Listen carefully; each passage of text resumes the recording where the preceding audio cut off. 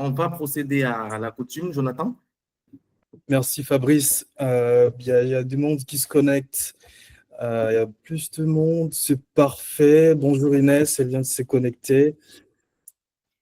Parfait, donc aujourd'hui c'est la deuxième partie de notre module sur la dématérialisation de titres dans l'espace OHADA.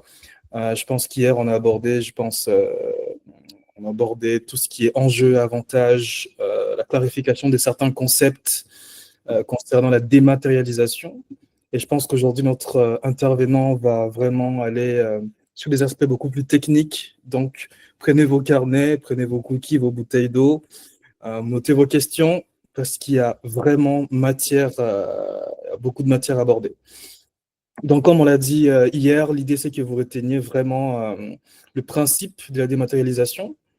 Déborah a abordé certains points un instant dans sa discussion avec Fabrice. Et l'idée, c'est que demain, à la fin de ce webinaire, que vous puissiez explorer en fait les différentes étapes, le process clé pour dématérialiser un titre dans une société.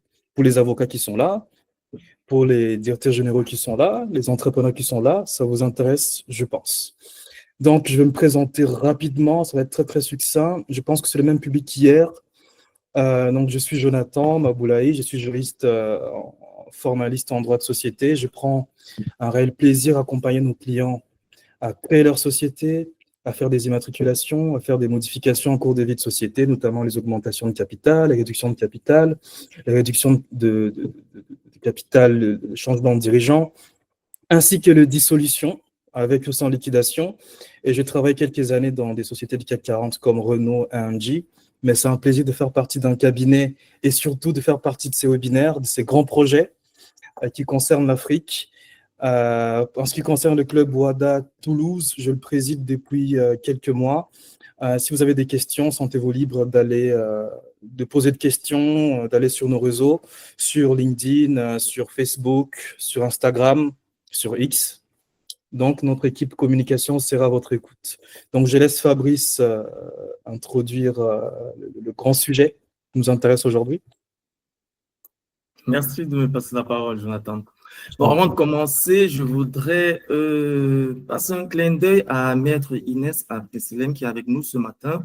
Et je tiens à saluer sa présence parce qu'elle est la responsable de la plateforme Ifriqiya et elle est avocate au barreau de Paris.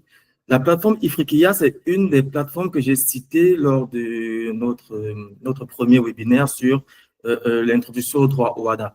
Et justement, je parlais des ressources numériques pour les étudiants, les avocats. Je leur disais qu'il y a des plateformes qui existent en ligne pour édifier sur le droit OHADA. Donc, elle est parmi nous incognito, mais sachez que c'est elle qui est le moteur de cette plateforme-là et il ne faudrait pas hésiter à y aller pour avoir des informations d'actualité, des informations pertinentes sur le droit. Donc, en ce qui me concerne, bon, pour beaucoup ici le savent déjà, je suis le docteur Fabrice Nchatat. Je suis enseignant-chercheur à l'Université Paris-Nanterre et j'ai soutenu mon doctorat sur la dématérialisation des valeurs mobilières en zone CEMAC il y a 5 ans. C'était à l'Université de Yaoundé 2. Dans la même occasion, j'ai donné une interview à STV2 Cameroun sur le sujet. Ça devait être le 2 décembre 2021, si j'ai bonne mémoire. Et le truc est toujours en ligne, la vidéo est toujours en ligne pour ceux qui voudraient regarder. Donc, je suis le président de l'EO SAS, président fondateur, et la société a dématérialisé ses titres l'année dernière. Donc là, on est vraiment complet sur le processus et avec un logiciel qui est validé par le dépositaire central. Voilà. Avant d'aborder les points d'aujourd'hui, je voudrais faire un rappel de quelques lignes sur le module 1. Donc, pour mémoire, nous avons vu hier que l'émission classique des valeurs mobilières impliquait une détention physique des titres et une gestion matérielle, ce qui avait pour conséquence sur la sécurité de ces derniers des fraudes à la réserve successorale et globalement un frein pour le développement économique. Donc, pour y remédier, l'OICV a recommandé d'immobiliser les titres auprès des dépositaires centraux et de les dématérialiser. Donc, dans le même sillage, l'OHADA, en 1997, a consacré, mais à titre facultatif, la dématérialisation des valeurs mobilières pour les sociétés faisant appel public à l'épargne. Mais c'est en 2014 que l'OHADA l'a consacré largement, la rendant obligatoire pour toutes les sociétés cotées et non cotées de ses États membres. Dans la même dynamique, toujours en 2014, la CEMAC a pris un règlement rendant l'inscription en compte obligatoire pour les sociétés faisant appel public à l'épargne. Donc là, ça concerne exclusivement les sociétés faisant appel public à l'épargne dans la sous-région CEMAC. Et sur le plan interne, il y a deux États, à savoir le Cameroun et le Gabon, qui ont légiféré sur le mécanisme. Donc, dans la continuité de ce que nous avons vu hier, on va débuter aujourd'hui avec les principes de la dématérialisation des valeurs mobilières. Donc, ce qu'il faut retenir, c'est que la dématérialisation des valeurs mobilières s'applique aux sociétés non cotées, qu'elles soient publiques ou privées. Toutes les transactions sur les valeurs mobilières s'effectuent par virement de compte à compte. On est passé du transfert qui se faisait solo traditionnel, c'est-à-dire de la main à la main. Lorsqu'il y avait, par exemple, une vente, il fallait qu'un actionnaire A transmette directement ses titres à un actionnaire B. Ensuite, on a le transfert de propriété de valeurs mobilières qui s'opère après inscription en compte du cessionnaire. Donc, le teneur de compte, conservateur et le dépositaire central doivent être agréés dans ce processus. Il est interdit d'émettre des valeurs mobilières sur support physique. Ça, c'est depuis les lois de 2014. Et il faut retenir aussi que la délivrance trimestrielle est obligatoire pour les extraits et les relevés de compte. L'obligation de tenue du registre de mouvement des titres est imposée pour l'émetteur ou le teneur de compte conservateur. Justement, avec une participante, on a discuté ces aspects-là du registre et des titres. Mais il faut déjà faire la différence entre les deux. Le registre de mouvement, c'est un document qui permet de répertorier l'ensemble des actions, des opérations qu'il y a sur les titres détenus par les actionnaires ou les obligataires d'une société. Et toute opération sur titre ou sur capital social doit être communiquée au dépositaire central.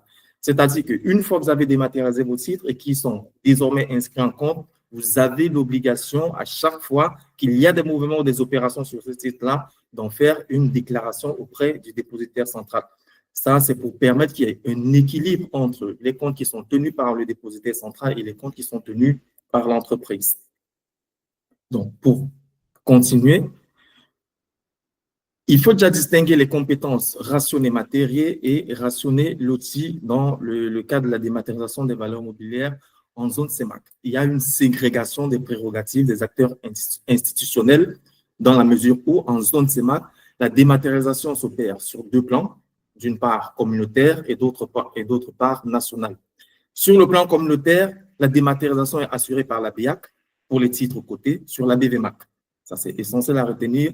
Et sur le plan national, la dématérialisation des valeurs mobilières des sociétés non cotées est assurée au Cameroun par la Caisse autonome d'amortissement et au Gabon par la Caisse de dépôt et de consignation.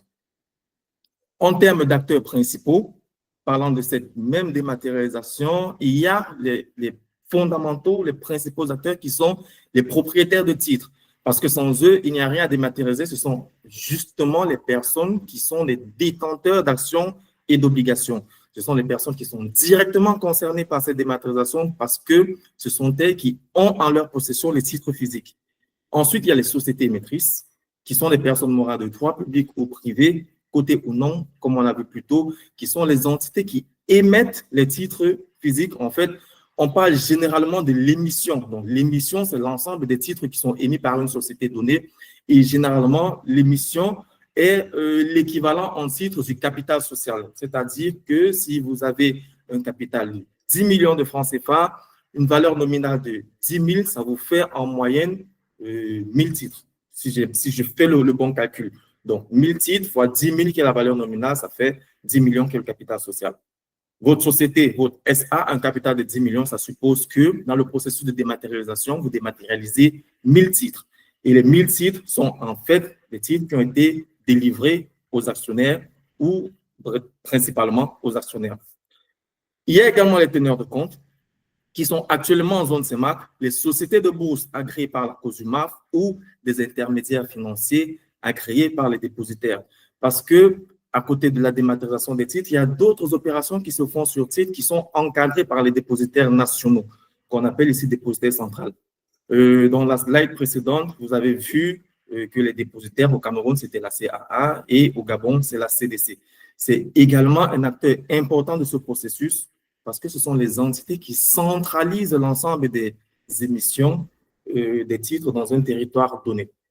On a aussi, pas des moindres, les notaires qui sont des acteurs clés dans le processus dans la mesure où ils interviennent au niveau de l'harmonisation des statuts, puisque c'est une obligation de l'OHADA depuis 2014 avec l'innovation de la dématérialisation, et voilà, qui accompagne justement les acteurs ou les nouveaux opérateurs dans la définition de nouveaux statuts. Et dans les nouveaux statuts, il faudrait prendre en compte cette opération, cette consécration de la dématérialisation des valeurs mobilières. Et de façon concrète, pour rentrer dans le vif du sujet en parlant des étapes et des formalités, la première étape, il faudrait justement mettre les statuts à jour en mentionnant la forme dématérialisée des valeurs mobilières. Et c'est justement dans cette étape que les notaires interviennent et il faudrait qu'ils soient à jour de cette obligation légale-là et qu'ils soient suffisamment formés pour savoir comment est-ce qu'ils doivent orienter les statuts pour être conformes à cette nouvelle réglementation. Après avoir mis à jour les statuts, il faudrait codifier l'émission et inscrire en compte les titres auprès du dépositaire central. Codifier l'émission revient justement à ce que la masse des titres qui a été émise en totalité par une société X soit centralisée auprès du dépositaire central de façon électronique. La prochaine étape, après celle-là, c'est de collecter les titres physiques de tous les actionnaires pour les remettre au dépositaire central. Il y a pas mal de difficultés qu'on a observées sur le plan du mécanisme de façon concrète. Et ça, c'est des aspects que nous aurons à voir plus tard dans une formation vraiment très appliquée au schéma de dématérialisation.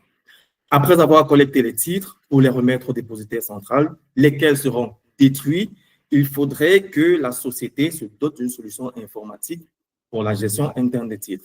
Ça, c'est une option. On appelle ça la détention interne. L'autre option, ce serait de saisir un intermédiaire financier agréé pour la gestion externe des titres. Dans le premier cas, lorsque la société se saisit d'une solution informatique, on parle justement de la détention immatérielle des titres nominatifs purs. Et dans le second cas, lorsqu'il faut saisir un intermédiaire financier, on est justement dans le contexte des titres nominatifs administrés. Et dans le deuxième cas également, il faut savoir que ce sont les intermédiaires financiers qui gèrent les titres au porteur. Parce qu'une fois qu'un titre est au porteur, c'est-à-dire qu'il est anonyme pour les gestionnaires de la société émettrice. La dernière étape, c'est pour les titulaires d'obtenir une attestation de dématérialisation annuelle qui se fait par la société. Et il faudrait renouveler chaque année, moyennant un paiement des droits annuels de garde auprès du dépositaire central. C'est-à-dire qu'il y a une facture qui est émise chaque année à destination de la société émettrice pour dire, bon voilà, pour la quantité de titres que nous conservons ceci, voilà la facture de ce que vous nous devez. Donc, il faut retenir qu'ici, ce sont les 5 étapes clés d'un processus de dématérialisation achevé. Parlons des délais du processus de dématérialisation des valeurs mobilières. Il faut comprendre qu'au Cameroun, les propriétaires des valeurs mobilières émises antérieurement à la promulgation de la loi numéro 2014/07 disposaient d'un délai de 4 ans pour se conformer à l'obligation. Donc ça, en fait, on se rend compte que normalement, en avril 2018, tous les titres des sociétés anonymes au Cameroun devraient avoir été dématérialisés. Mais les sociétés ont bénéficié d'une prorogation d'une année pour se mettre à jour, c'est-à-dire en avril 2019. Jusque-là, cela n'a pas suffi à ce que le processus soit abouti à nos jours. Donc, pour entériner cette prorogation et marquer le caractère coercitif de la dématérialisation, la loi de finances 2019, en son article 30e, a astreint les sociétés par action d'annexer l'attestation de dématérialisation à leur TSF sous peine d'irrecevabilité de cette dernière avec au corollaire des sanctions inhérentes au non-dépôt de la DSF. Donc, comme je l'expliquais précédemment dans la slide, dans les étapes, il faut comprendre que chaque année, la caisse autonome s'assure que les titres sont bien conservés, les titres qui ont été dématérialisés sont bien conservés, et dans ce cas-là, elle délivre une attestation de dématérialisation à la société qui s'est acquittée de ses droits annuels de garde. Si la société maîtrise ne le fait pas, il n'y a pas d'attestation de dématérialisation de valeur mobilière, et si l'attestation n'est pas délivrée, il n'y a pas d'annexe, il n'y a pas d'annexe de la dite attestation à la DSF. Et si vous n'annexez pas l'attestation à la DSF, il y a un problème au niveau du dépôt qui peut avoir des conséquences financières sur la société. Par ailleurs, au Gabon, l'obligation de se conformer à la nouvelle législation était faite aux émetteurs pour une durée de 12 mois. Étant donné que la loi a été adoptée en 2017, ça supposait qu'en 2018, normalement, tous les titres auraient été dématérialisés. On constate ici que c'était un peu osé, c'est un peu un idéalisme de nos législateurs dans la mesure de dire en un an, on aura tout bouclé avec ce processus-là, mais les réalités locales empêchent que le processus se passe aussi simplement que les législateurs l'avaient imaginé. Donc, on peut conclure qu'à l'heure actuelle, toutes les sociétés, ça relève même plus d'un constat, que toutes les sociétés par action de l'espace OADA, principalement celles de la CEMAC, devraient avoir le titre dématérialisé et les titres physiques devraient avoir disparu de la circulation financière, ce qui n'est hélas pas le cas. Et lorsqu'on parle de loi et de caractère coercitif, bien entendu, il y a des sanctions qui sont prévues. Donc, sur le plan interne, c'est-à-dire au Cameroun comme au Gabon, il y a des sanctions financières qui ont été légiférées. Il est prévu, bon, par exemple, par le règlement communautaire numéro 1/14 et la loi numéro 2014/007 camerounaise, qu'à l'expiration du délai prévu à l'alinéa 1 de l'article 10, les propriétaires des valeurs mobilières perdent l'exercice des droits attachés à leur titre. Donc, cette perte se manifeste premièrement par la suspension de tous les droits attachés à ces titres, soit le droit de vote, les droits de dividendes, les droits préférentiels de souscription, etc. Et deuxièmement, par la mise en vente des droits correspondant à ces titres à la BVMA. Normalement, pour les sociétés qui n'ont pas dématérialisé les titres, les actionnaires ne devraient plus exercer de droits dans leur entreprise. Ça, c'est sur le principe. Et ce qui a été prévu par les textes, c'est qu'à l'issue de l'échéance, soit après 2018 pour le Gabon et après 2019 pour le Cameroun, que les titres aient été saisis pour être vendus sur la bourse des valeurs mobilières de l'Afrique centrale. Jusqu'à présent, au Cameroun, par exemple, la Caisse autonome est encore en train de mettre en œuvre les mécanismes pour se saisir de cette loi et de ces sanctions-là. C'est vrai qu'initialement, le but de la dématérialisation était d'inciter les entreprises à comprendre les enjeux afin de s'arrimer au processus pour le développement, l'attractivité économique.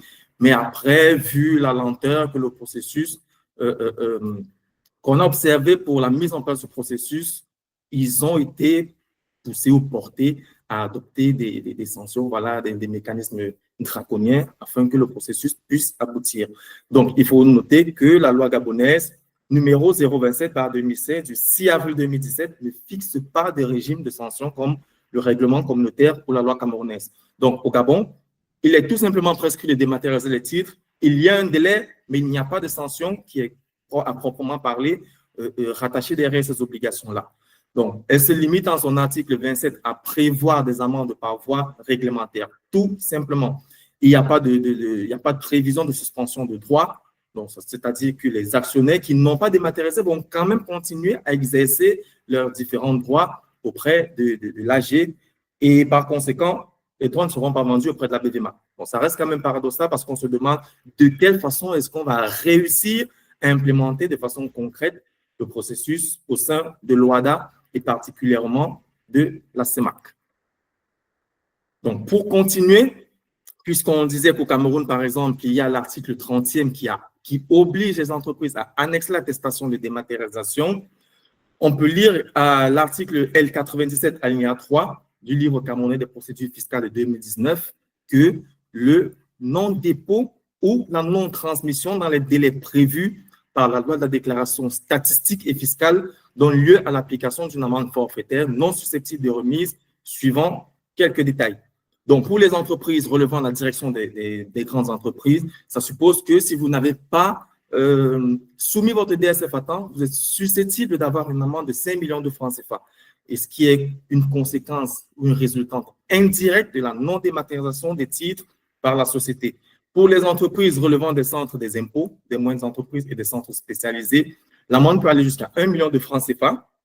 Et pour les entreprises relevant des centres divisionnaires des impôts, on peut aller jusqu'à 250 000 francs. Vous imaginez déjà, avec le fisc, c'est assez compliqué dans le tissu économique, avoir à prendre encore des amendes comme ça pour non-respect de la législation, ça devient un peu lourd pour les entreprises. Il faut donc noter que le Cameroun et le Gabon ont interdit sur leur territoire l'émission de valeurs mobilières non dématérialisées. Ça, vous pouvez le lire à l'article 13, alinéa 1, de la loi 2014/007 pour ce qui est du Cameroun. et à l'article 33 de la loi numéro 27 par 2016 pour ce qui est du Gabon. Ceci signifie simplement que, normalement, depuis 2018, toutes les sociétés qui se constituent ne devraient plus émettre des titres matériels ou des titres matérialisés. On devrait, s'il faut caricaturer un peu, passer directement de la rédaction des statuts, l'immatriculation RCCM, à la codification auprès du dépositaire. On ne devrait plus passer par l'étape de la fabrication des titres physiques et il faudrait se rassurer que les notaires dans les statuts ne disposent pas que les titres émis sont matériels. Parce que si ces notaires le font, au niveau du dépositaire, les statuts sont rejetés. Donc ça, c'est une petite précision comme ça pour les acteurs pratiques.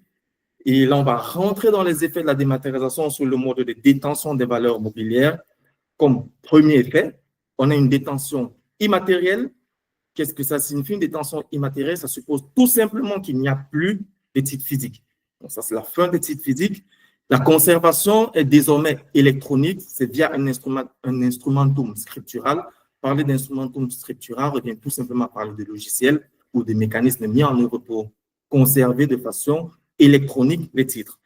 Et le deuxième point dans cette détention immatérielle, ce sont les transferts sous forme de virement de compte à compte. Donc, ça se fait exactement comme au niveau de la banque, c'est-à-dire que vous avez besoin de céder votre titre, ça se fait par passation d'écriture, on débite un compte titre A d'un actionnaire A pour créditer un compte titre d'un actionnaire B. Un autre effet de cette dématérialisation est la détention intermédiaire. Parler de détention intermédiaire revient à dire tout simplement qu'il y a une dépossession des titulaires de leur titre. Parce qu'on l'a vu, on a présenté dans le module 1 à quoi est-ce que ressemblaient les titres physiques. C'est-à-dire que, voilà, une fois que la société se constituait, après les souscriptions, après l'émission des titres, il y avait une fabrication des titres papier qui était remis aux actionnaires. La détention intermédiaire suppose qu'il n'y a plus cette fabrication et que désormais, ce ne sont plus les titres qui conservent ce sont plus les titulaires qui conservent leurs titres, mais c'est plutôt la société qui conserve les titres au moyen d'un logiciel dédié.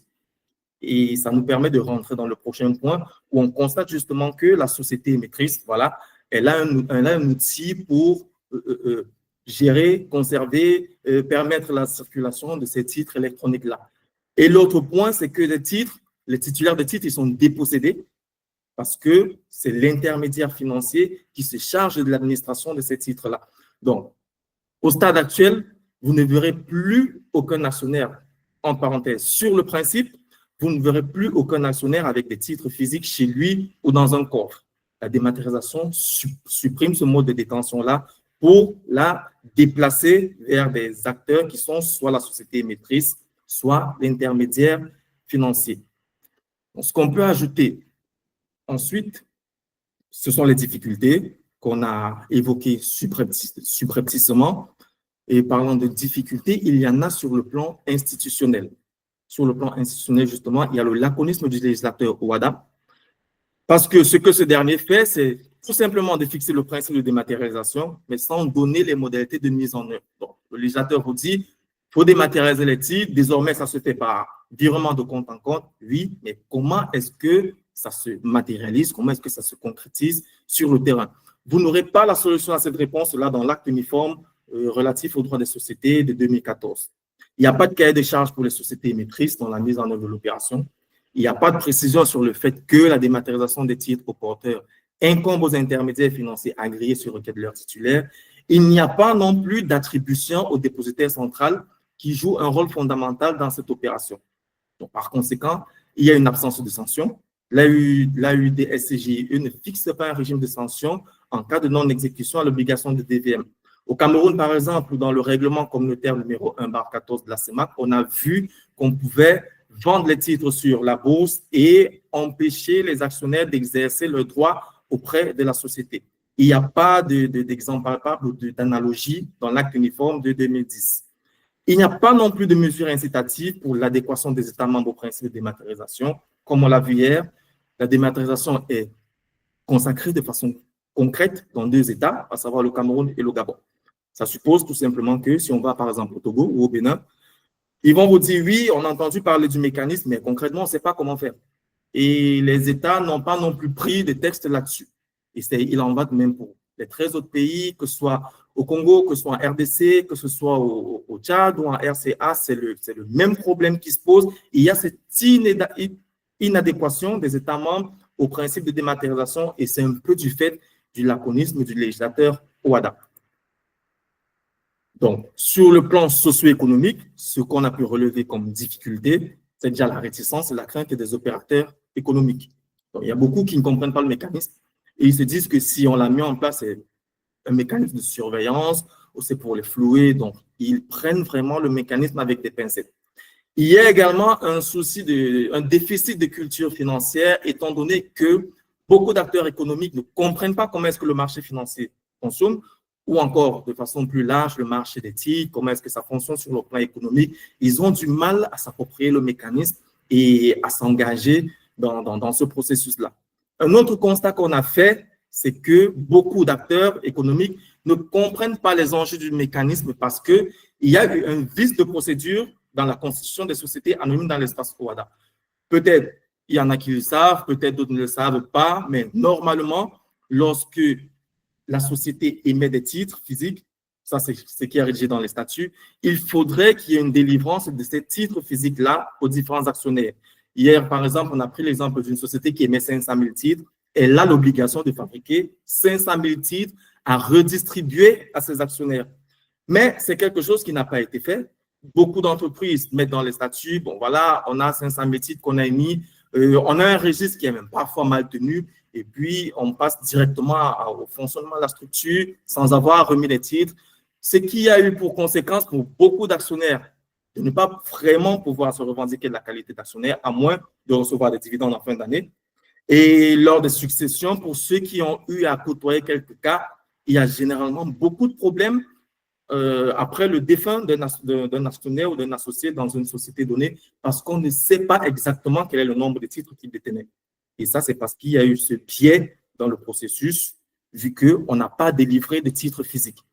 Et au Cameroun, justement, face à cette situation-là, le dépositaire central a pris une solution, c'est de dire, bon, au lieu de fabriquer des titres individuels, comme cela est requis, vous fabriquez un certificat titre qui va recenser l'ensemble des titres d'un actionnaire et c'est avec ça que vous rentrez auprès du dépositaire pour dématérialiser.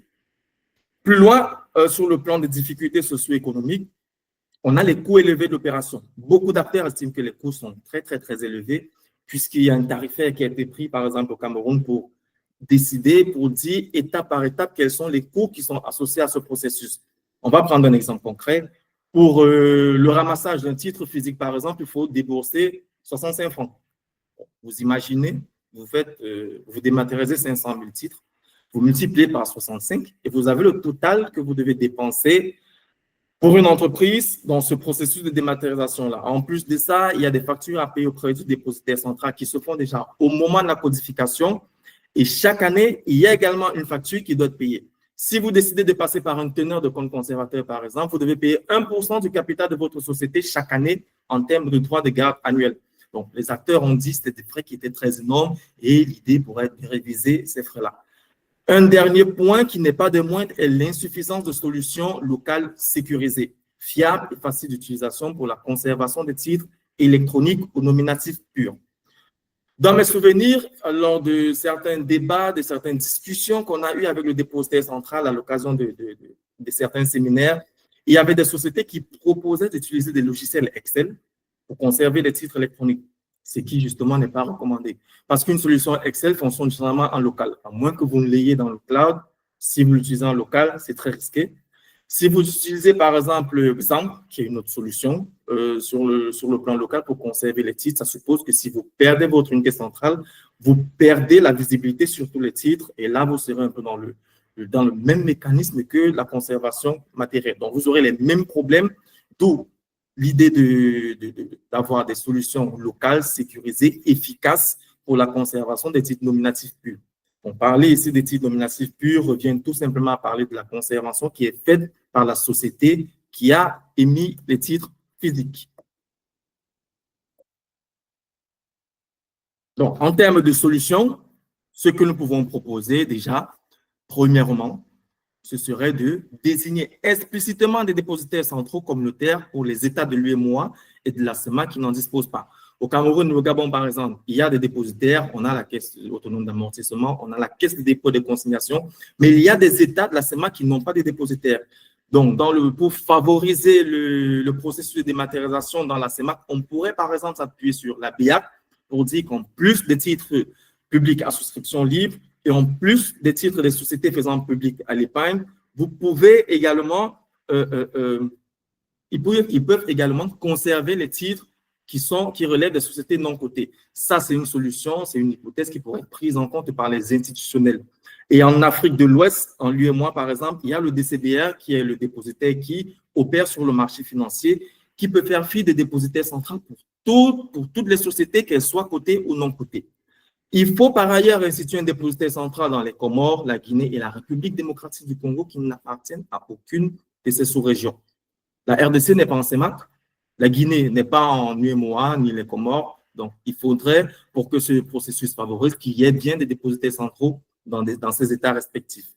Ce qu'on pourrait proposer en outre comme solution, c'est de proroger les délais et fixer un régime de sanctions financières approprié en cas de non-exécution des parties prenantes au processus, tel que voilà, la suspension de tous les droits des actionnaires, droits de vote, droits aux dividendes, droits préférentiels de souscription qui sont attachés au titre non dématérialisé et procéder à la mise en vente effective des droits correspondant à ces titres. Il faudrait aussi vulgariser les campagnes de sensibilisation. C'est un peu le rôle que nous jouons, le club OADA et les OSAS, avec les webinaires que nous sommes en train de faire. Il faudrait vulgariser les campagnes de sensibilisation des opérateurs économiques et les programmes de renforcement des capacités des professionnels. Ça, c'est très important pour que tous les acteurs se saisissent de l'ampleur du processus, de l'importance, de l'utilité et des enjeux, et aussi des mécanismes concrets pour pouvoir mener le processus de bout en bout. Parlant donc des principaux acteurs, il y a les notaires, il y a les commissaires aux comptes, les juristes de façon générale, ainsi que les greffiers qui sont auprès du RCCM pour l'immatriculation de la société. Donc, dans ce cadre-là, on pourrait entrevoir une mise en œuvre d'un plan de communication sous-régional, ça c'est pour vulgariser, vraiment pour répandre le processus, le concept auprès des États membres. On pourrait aussi procéder à une segmentation de l'espace OADA en zone afin d'organiser des séminaires de sensibilisation et de vulgarisation à l'adresse des émetteurs. Les émetteurs qui ne sont autres que les sociétés par action et les sociétés par action simplifiées. Et d'autres acteurs aussi résidant dans ces différents espaces.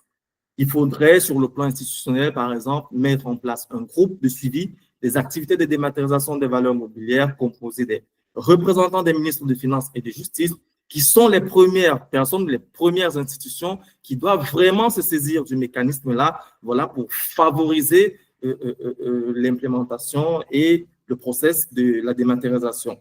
On a, nous, les dépositaires centraux, les corps des notaires, les régulateurs financiers, les intermédiaires financiers, autant pour moi, et les experts comptables. Donc, il faudrait organiser des ateliers au profit des principaux intervenants.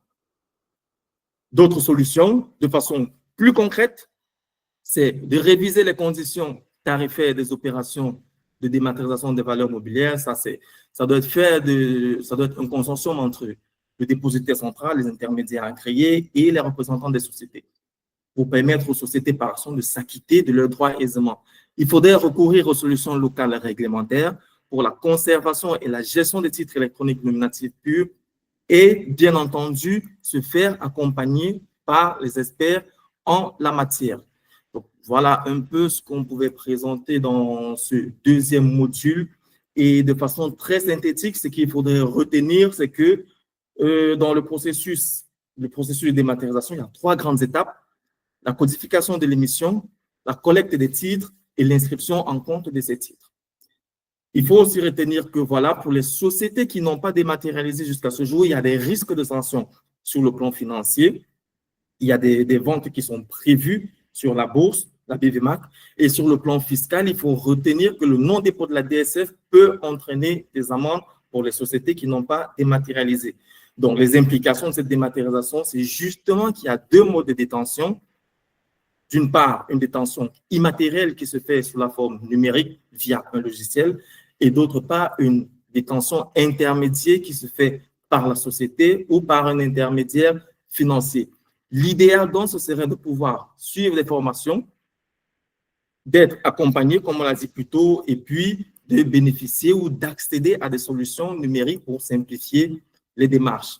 Donc, ce que nous pouvons conseiller en tant qu'entreprise, en tant que Léo SAS, pour ceux qui veulent dématérialiser leurs titres, donc ça c'est pour les sociétés, ou pour ceux qui veulent accompagner leurs clients dans ce processus de dématérialisation, vous pouvez déjà souscrire à nos formations. Comme je disais, il y a une formation qui arrive en mars sur la gouvernance et la dématérialisation des titres.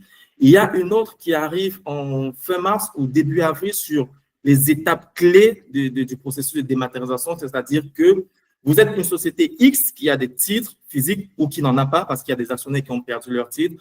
Par où est-ce que vous commencez pour entamer le processus et quelle est l'étape finale? Donc là, vous pouvez suivre cette formation-là qui va vous permettre d'avoir les compétences nécessaires pour gérer le processus de bout en bout. Et là, ça permet de renforcer vos capacités. Vous pouvez profiter de notre accompagnement, vous pouvez nous solliciter pour un diagnostic juridique. Je lance un clin d'œil à M. Tonnier. Là, ça, c'est un diagnostic juridique personnalisé et gratuit pour évaluer l'alignement de vos pratiques aux exigences de la dématérialisation et bénéficier de conseils précis pour sécuriser vos processus. Donc, en dernier lieu, il faut retenir que vous pouvez optimiser la gestion de vos titres électroniques et assurer une mise en conformité facile avec les exigences du cadre normatif OHADA et SMAC grâce à notre logiciel M10. Je tiens à préciser que c'est un logiciel que nous avons développé et qui a été validé par la Caisse autonome d'amortissement parce que c'est un critère qui rassure un peu les sociétés de savoir que oui, l'entité qui est en place pour réguler l'activité de dématérialisation a validé une solution, c'est-à-dire qu'on peut l'utiliser en toute confiance. C'est justement un logiciel qui est web, c'est-à-dire que vous n'avez pas de risque de perte de données et qui est vraiment sécurisé. Donc, voilà ce que je pouvais dire, ce que je pouvais partager avec vous ce matin. Et je ne sais pas si Jonathan a quelque chose à ajouter. Sinon, je vous remercie et je reste ouvert à vos questions.